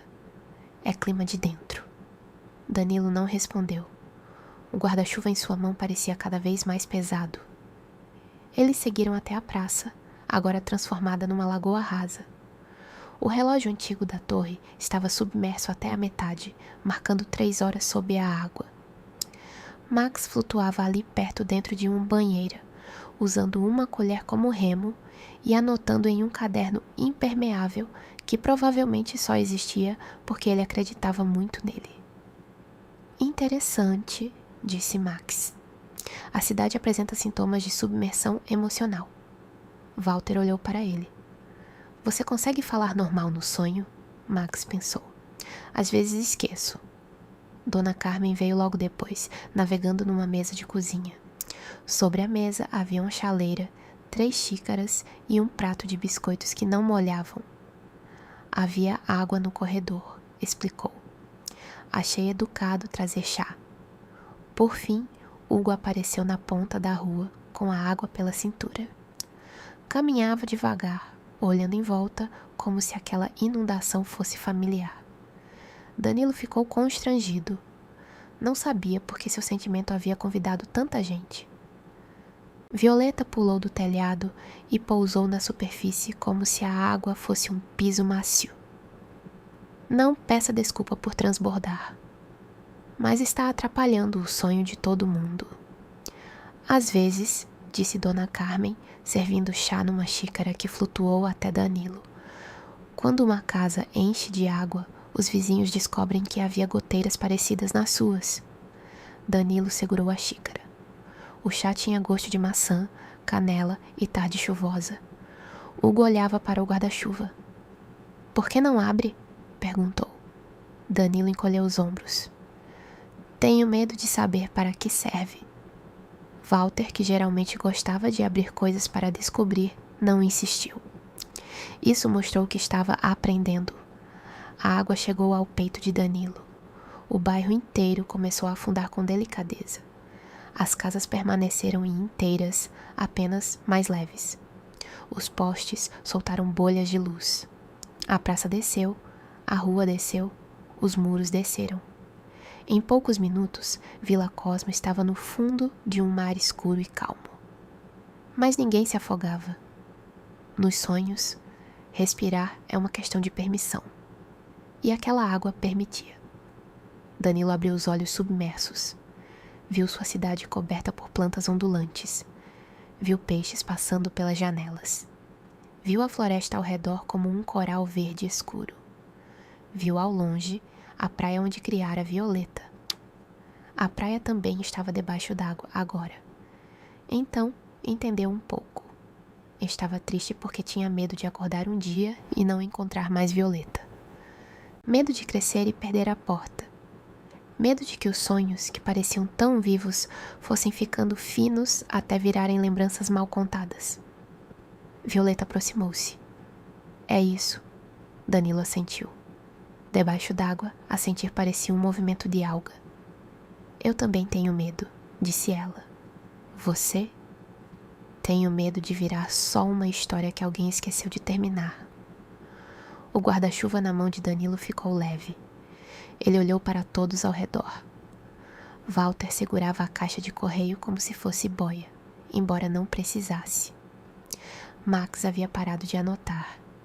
Dona Carmen bebia chá tranquilamente no fundo do mar. Hugo observava Violeta com uma tristeza mansa, sem fugir dela. Danilo abriu o guarda-chuva. Não saiu ar. Não saiu luz forte. Saiu uma pequena noite. Conto 11. As filhas que moravam no vento. Hugo tinha filhas, mas a palavra filhas, dentro dele, parecia escrita em vidro embaçado. Ele sabia que existiam. Sabia de nomes, idades aproximadas, lembranças soltas. Sabia que uma gostava de desenhar quando pequena. Sabia que outra tinha riso silencioso. Sabia que houve aniversários, febres, tardes de domingo, pedidos de atenção. Perguntas às quais respondeu tarde demais ou não respondeu. Mas suas filhas, na vida de Hugo, tornaram-se como o vento atrás de uma janela fechada. Presença sem toque. Som sem rosto. Quando Violeta começou a chamá-lo pelo jardim, Hugo percebeu que parte de sua dor vinha de uma confusão cruel. Ele sentia falta de pessoas que, por muito tempo, fez se sentirem sozinhas estando perto dele. Então, o sonho olhou por ele, mas devagar. Numa madrugada sem chuva, o que era raro em Vila Cosmo, Hugo adormeceu ouvindo o silêncio. A cidade, sem pingos nos telhados, parecia nua.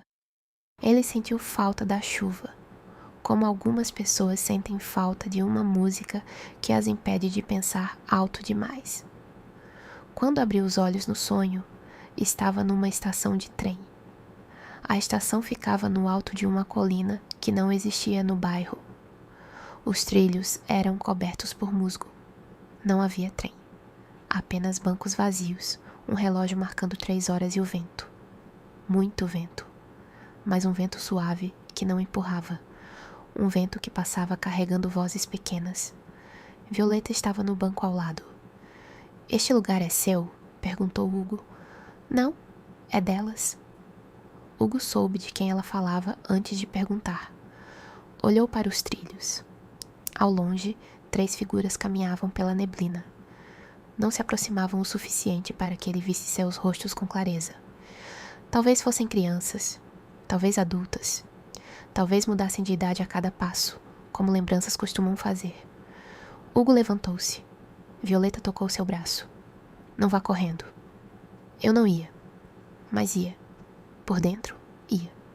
Hugo sentou-se novamente. As figuras pararam do outro lado dos trilhos. O vento trouxe pedaços de voz. Você lembra? Você estava lá. Você ouviu? Você foi embora antes de sair? Hugo fechou os olhos. Eu não sei responder. Violeta falou com calma próxima. Então, comece por essa verdade. A estação ficou mais nítida. No banco à frente, apareceu uma folha de papel. A carta. A mesma que Hugo havia começado no mundo desperto. Agora havia uma caneta ao lado. Ele pegou.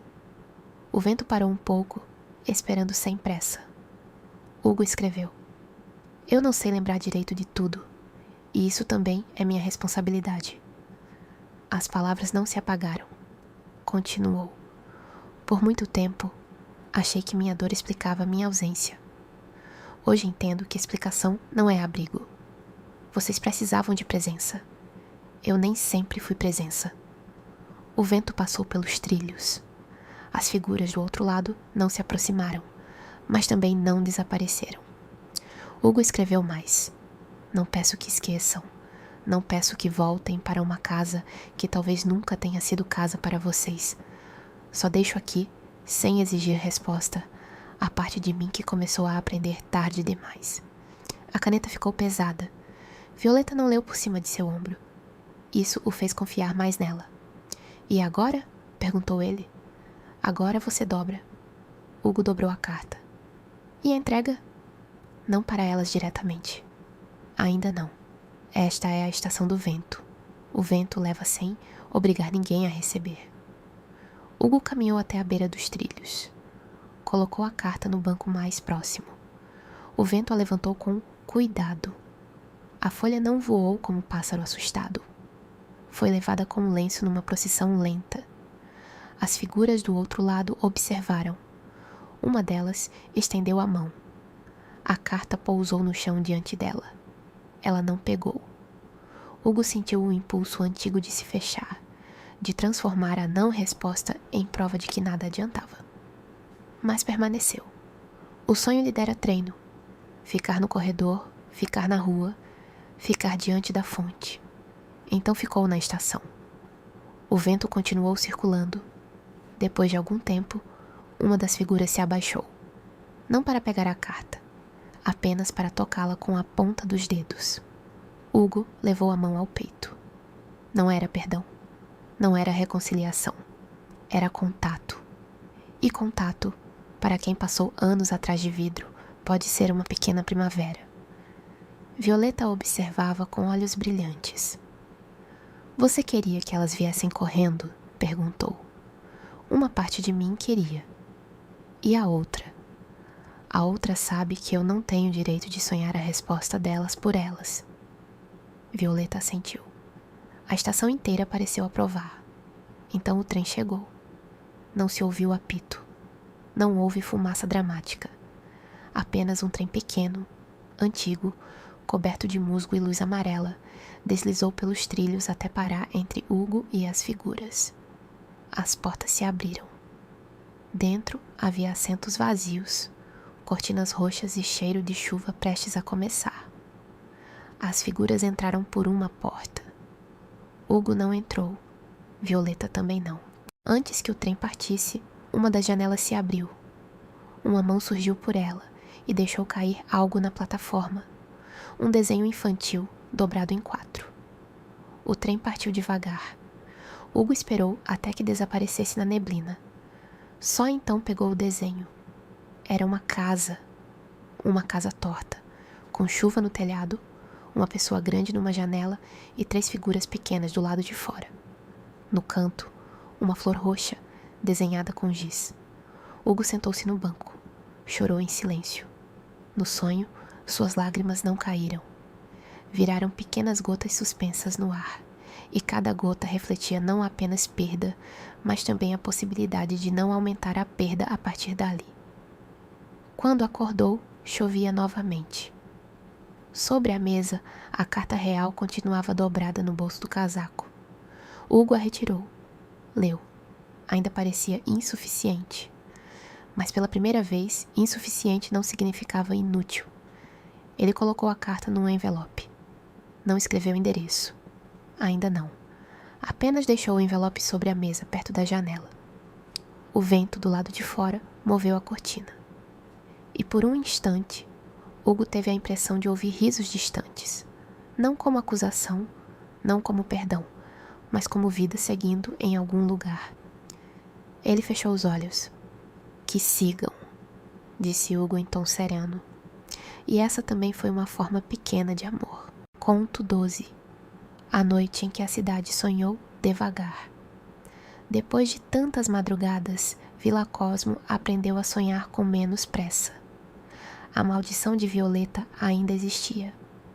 Às 3 da manhã, as mentes dos moradores continuavam se aproximando. Os símbolos ainda atravessavam casas, atravessavam ruas, atravessavam lembranças. Flores roxas ainda apareciam em sonhos de pessoas que juravam nunca ter visto Violeta.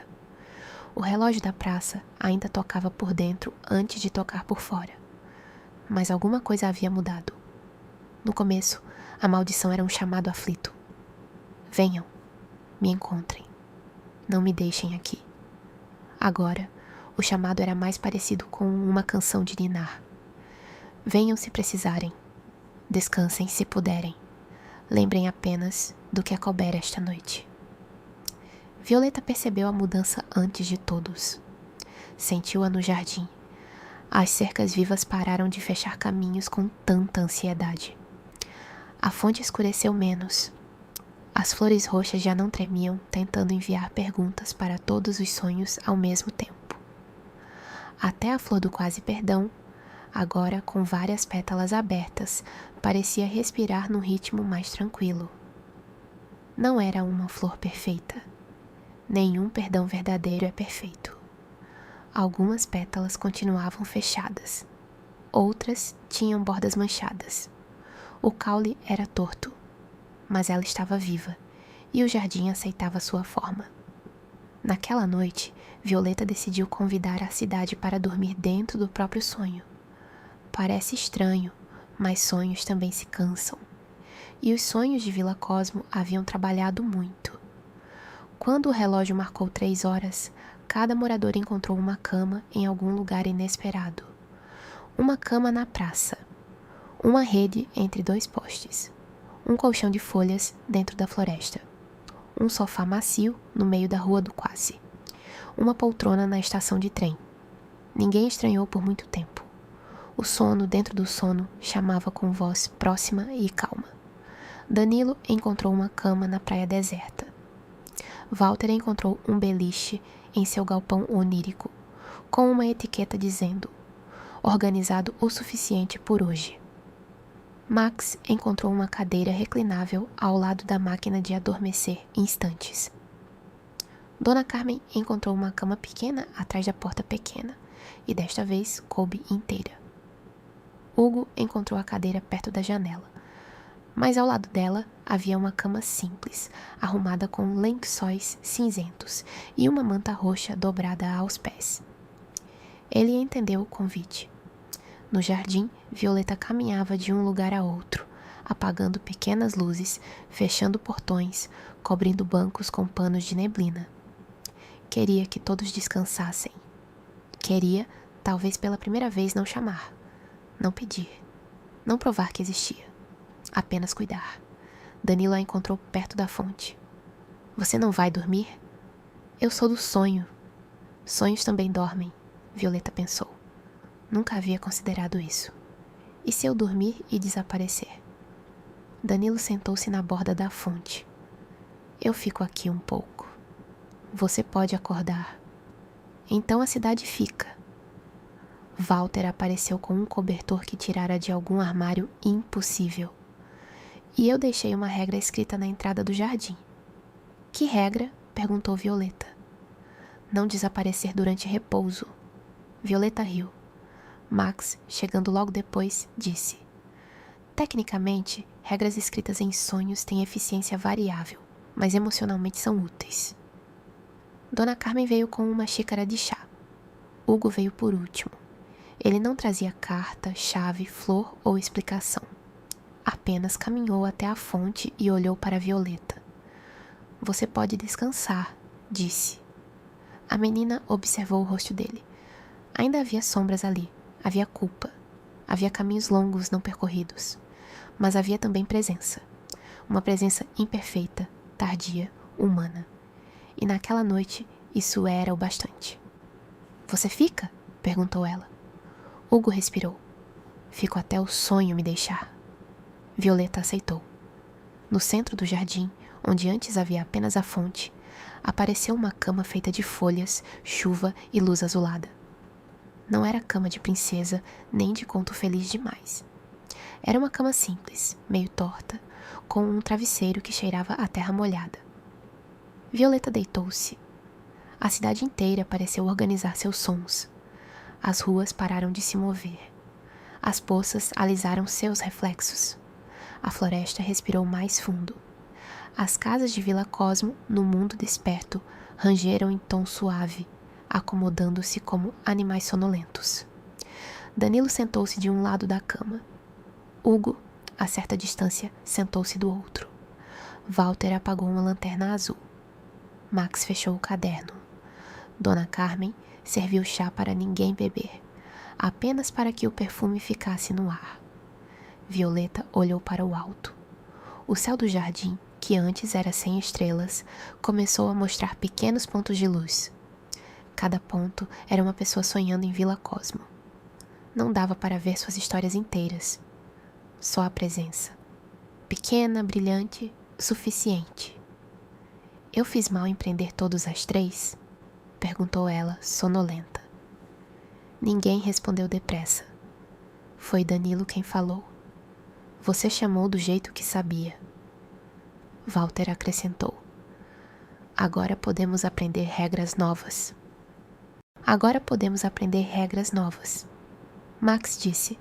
Fenômenos podem mudar de função com o tempo. Dona Carmen traduziu.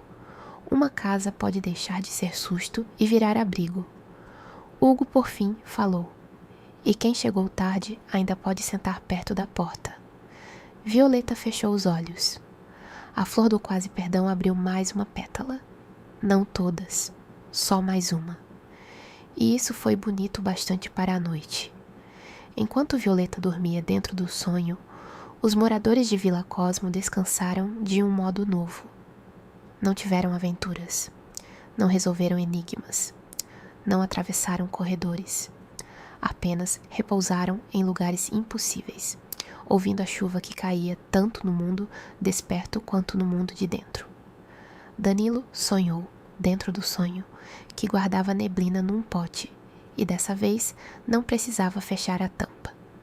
A neblina ficava por vontade própria. Walter sonhou que organizava prateleiras, mas deixava uma delas vazia para o que ainda não tinha nome.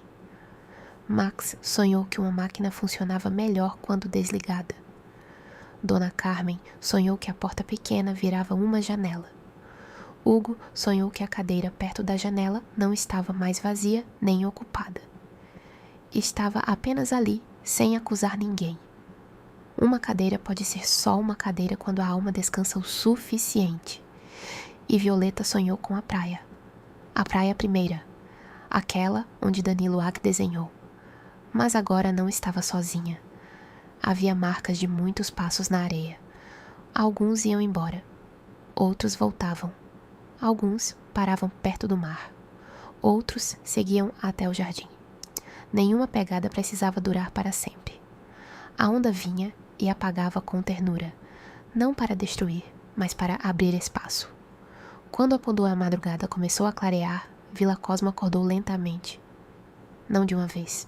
Primeiro os telhados, depois as janelas, depois os gatos, depois as chaleiras, depois os moradores, um por um, cada qual trazendo no peito a sensação de ter sido coberto durante a noite por um manto escuro e gentil. Danilo acordou com sono bom.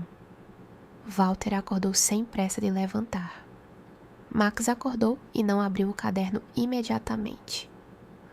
Dona Carmen acordou lembrando a receita de um bolo que sua mãe fazia. Hugo acordou na cadeira perto da janela, mas não estava desconfortável. Sobre seus ombros havia uma manta roxa que ele não possuía. Ele a tocou. A manta permaneceu por alguns segundos. Depois virou apenas luz da manhã. No jardim, Violeta ainda repousava. A cidade, por delicadeza, não a chamou. Deixou-a ficar mais um pouco. E, se você também estiver quase dormindo agora, viajante, talvez consiga sentir o mesmo. A cidade diminuindo o passo, sem perder sua forma. A chuva lavando os cantos da mente. A neblina escondendo apenas o que não precisa ser visto esta noite. As ruas de Vila Cosmo dobrando-se lentamente, não para confundir, mas para embalar. Respire. A história não precisa terminar com uma porta fechada. Pode terminar com uma luz acesa sob a chuva. Pode terminar com uma menina protegida em seu jardim. Pode terminar com um homem aprendendo a ficar. Pode terminar com uma cidade inteira descobrindo que uma maldição, quando escutada com ternura, às vezes se transforma em ritual. Às 3 da manhã, Vila Cosmo ainda sonha. E agora, quando sonha, mantém sua chuva constante, seus postes acesos e suas ruas serenas. Epílogo. A chuva permanece acesa. Viajante dos sonhos, as histórias chegaram ao seu repouso natural. Elas caminharam pela chuva, atravessaram ruas tortas, tocaram portas antigas, sentaram-se perto de fontes escuras, deixaram flores entre paralelepípedos e cartas em estações de vento. Agora, Vila Cosmo pode ser vista de cima. Um bairro pequeno, cercado por floresta, coberto por chuva fina. As ruas formam um labirinto suave, mas não há perigo nele. Cada curva guarda uma lâmpada antiga. As casas têm janelas acesas como vagalumes atentos. Em uma delas, Dona Carmen deixa uma chaleira morna sobre a mesa. Em outra, Max repousa ao lado de um caderno fechado. Em algum quarto, Walter guarda uma chave que não precisa usar agora. Em uma cama perto da janela, Danilo respira com tranquilidade. Talvez lembrando uma praia, talvez lembrando um jardim. E em algum lugar entre todos eles, num jardim que não existe nos mapas, Violeta permanece protegida. A fonte está calma esta noite. A flor do quase perdão mantém sua cor. Hugo senta-se perto, sem prometer mais do que consegue cumprir. A cidade entende. A noite entende. Nem toda cura precisa fazer barulho. Algumas curas são apenas o momento em que uma memória encontra uma cadeira segura. Um momento em que uma pergunta antiga fica sobre a mesa, ao lado de uma xícara morna. Um momento em que o coração percebe que pode permanecer onde está. A chuva continua. Uma gota no telhado, outra na calçada, outra na folha, outra na poça, outra no parapeito da janela. Cada gota marca o mesmo ritmo claro e constante. Cada rua mantém sua forma sob a neblina. Cada sombra volta a ser apenas parte da noite. Quando o sono vier, ele encontrará uma cidade preparada, uma rua conhecida, um portão de jardim encostado, uma praia vazia sem solidão, uma voz próxima e constante, dizendo que a história pode repousar sem se apagar. Vila Cosmo permanece aqui. A chuva permanece aqui. E às 3 da manhã, se a cidade sonhar outra vez, ela manterá seus postes acesos, suas casas tranquilas e suas flores abertas no escuro. No fim da chuva, há uma cama, um cobertor e uma xícara de chá morno esperando em silêncio sereno.